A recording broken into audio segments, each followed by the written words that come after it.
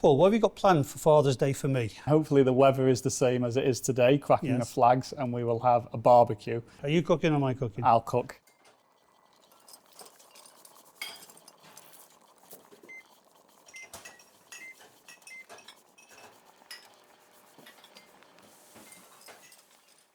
What's it like having me as your boss? And remember, I'm your boss, so I can sack you, and when you're dad, I can take you out of the will.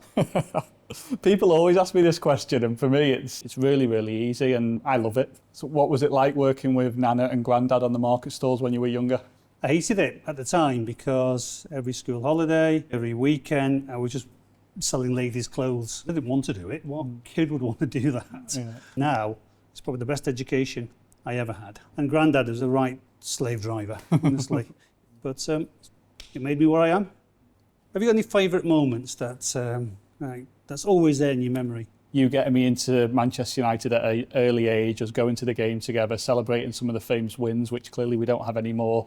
I'll never forget them memories. But then more recently, my son, your grandson Rio, and I think my favourite memory is the bonds that you and Rio have. He calls you Baba, and I've never seen a more special and close bond in my life. You two are inseparable. The focus and the love that you give to your children is greater than any other emotion that I'll ever experience. Given the choice between being a dad and everything else I've achieved, I'd always pick a dad. You have sacrificed everything to give myself and my siblings the best possible chance at life and to have the most amazing and rewarding life. We're so lucky to have you as our dad. If you're that lucky, how come you don't ring me that often? I know you're a young man and you probably don't think about these things, but do you actually know what prostate cancer is and how it affects in our family?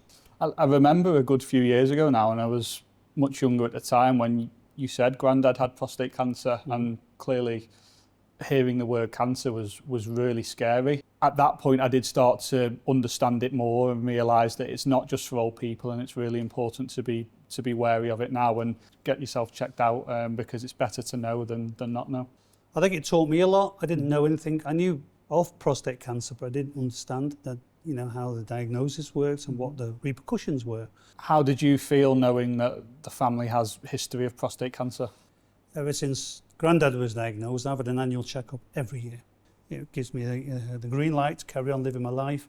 And now I'm just conscious of you now. Yeah. And making sure you follow the same path and you do the same tests. And the ability to actually get assessed on a regular basis allows you to potentially prevent it being fatal.